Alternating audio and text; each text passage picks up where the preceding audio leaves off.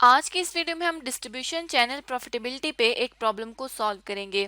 जैसे कि हम अपनी लास्ट वीडियो में देखा कि डिस्ट्रीब्यूशन चैनल एक ऐसा सिलसिला या एक ऐसी चेन है जिसमें डिफरेंट इंटरमीडिएरीज या डिफरेंट या मुख्तलिफ दरमियानी पार्टीज इन्वॉल्व होती हैं या शामिल होती हैं जो बिजनेस की किसी भी प्रोडक्ट या सर्विस को एंड कंज्यूमर तक पहुंचाती हैं।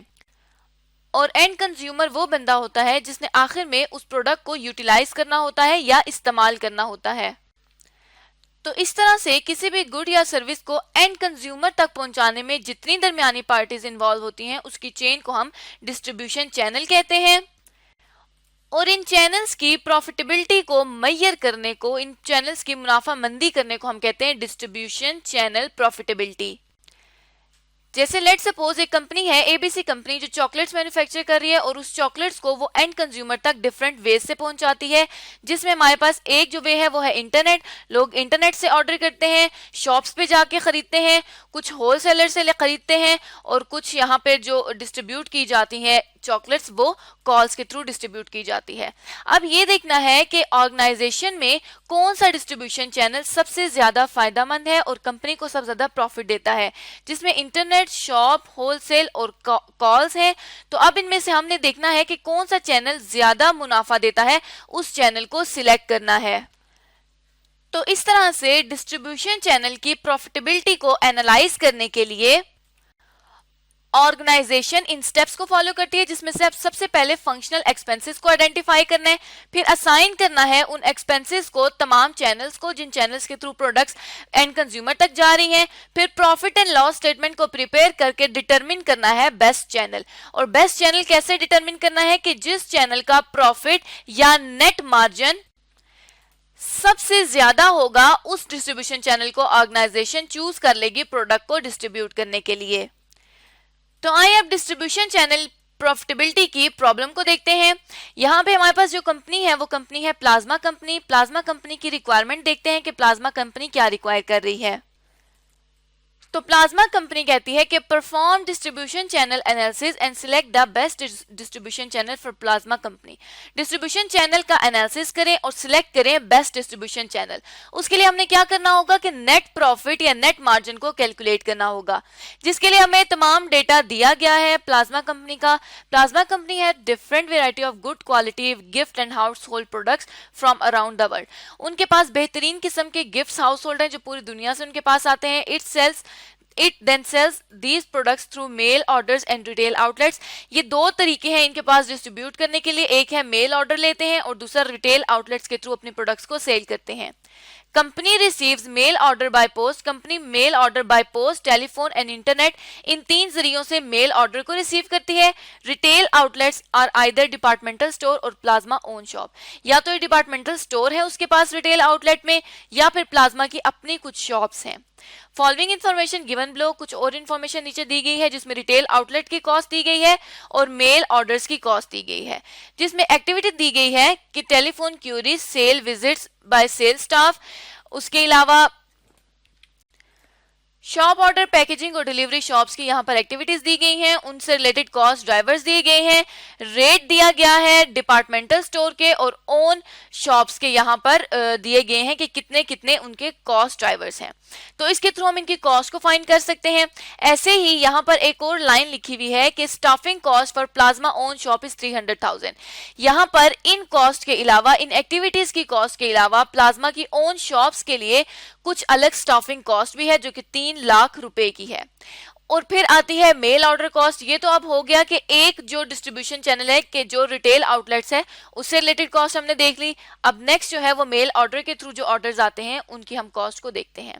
तो यहाँ पे उसी तरह एक्टिविटीज दी गई हैं कि प्रोसेसिंग मेल ऑर्डर्स है और मेल ऑर्डर की क्वेरी। दो तरह की एक्टिविटीज होती हैं मेल ऑर्डर की कॉस्ट में, और यहाँ पर इनके कॉस्ट ड्राइवर है ऑर्डर्स, क्योंकि ऑर्डर की बेसिस पर ही इनकी प्रोसेसिंग और क्यूरीज भी होती हैं।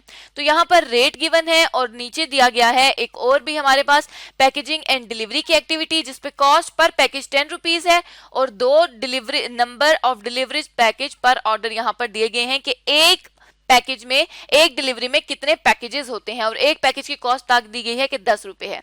उसके अलावा फर्दर जिस तरह यहाँ पर स्टफिंग कॉस्ट थी, तो इंटरनेट के ऊपर भी कुछ अलग कॉस्ट लगती है जो कहा जाता है कि ₹10 फर्दर एक ऑर्डर पे यहाँ पर लगेगी। इसी तरह नीचे सेल्स और ग्रॉस मार्जिन दिया हुआ है तमाम जो हमारे पास डिस्ट्रीब्यूशन चैनल्स हैं उन डिस्ट्रीब्यूशन चैनल्स के लिए, और जो पोस्ट टेलीफोन इंटरनेट है उसके लिए पर ऑर्डर दिया गया है, और डिपार्टमेंटल स्टोर के लिए टोटल में दिया गया है। तो ये जो अब हम इन सेल्स और ग्रॉस मार्जिन को इस्तेमाल करके नेट मार्जिन को कैलकुलेट करेंगे। तो यहां से हम अपने सोल्यूशन को करते हैं स्टार्ट, और सोल्यूशन में हमने डिस्ट्रीब्यूशन चैनल प्रॉफिटेबिलिटी को मेजर करना है। तो सबसे पहले उसके लिए हम क्या करेंगे कि नेट मार्जिन कैलकुलेट करेंगे हर डिस्ट्रीब्यूशन चैनल का, ताकि ये पता चल जाए कि किस डिस्ट्रीब्यूशन चैनल का नेट मार्जिन ज्यादा है, और उसको फिर चूज कर लिया जाए कि फर्दर उसके थ्रू डिस्ट्रीब्यूशन की जाएगी। तो यहाँ क्वेश्चन में 5 तरह के डिस्ट्रीब्यूशन चैनल दिए गए हैं, एक departmental store, own shop, post telephone and internet. इनको हम यहाँ पर अपने क्वेश्चन में लिख लेंगे। तो यहाँ पे हमने तमाम डिस्ट्रीब्यूशन चैनल लिख दिए जो कि post, telephone, internet, departmental store और ओन शॉप्स थे। अब इनसे रिलेटेड यहाँ पे हमें कुछ सेल्स और ग्रॉस मार्जिन दिया हुआ है, तो हमने अपने क्वेश्चन को बेसिकली ग्रॉस मार्जिन से स्टार्ट करना है, क्योंकि हमें बाकी तमाम एक्सपेंसेस की डिटेल ऊपर दे दी गई है। तो हम यहाँ से सेल्स और ग्रॉस मार्जिन को अपने सोल्यूशन में लिख लेंगे। तो यहाँ पे हमने सेल्स और ग्रॉस मार्जिन को लिख लिया, जो कि 150 पोस्ट के लिए, टेलीफोन के लिए, इंटरनेट और डिपार्टमेंटल स्टोर्स के लिए यहाँ पर दिए गए हैं, और इन तीनों के लिए कहा गया है कि ये पर ऑर्डर है, और इनकी टोटल जो रेवेन्यू या ग्रॉस मार्जिन है वो यहाँ पे अवेलेबल है।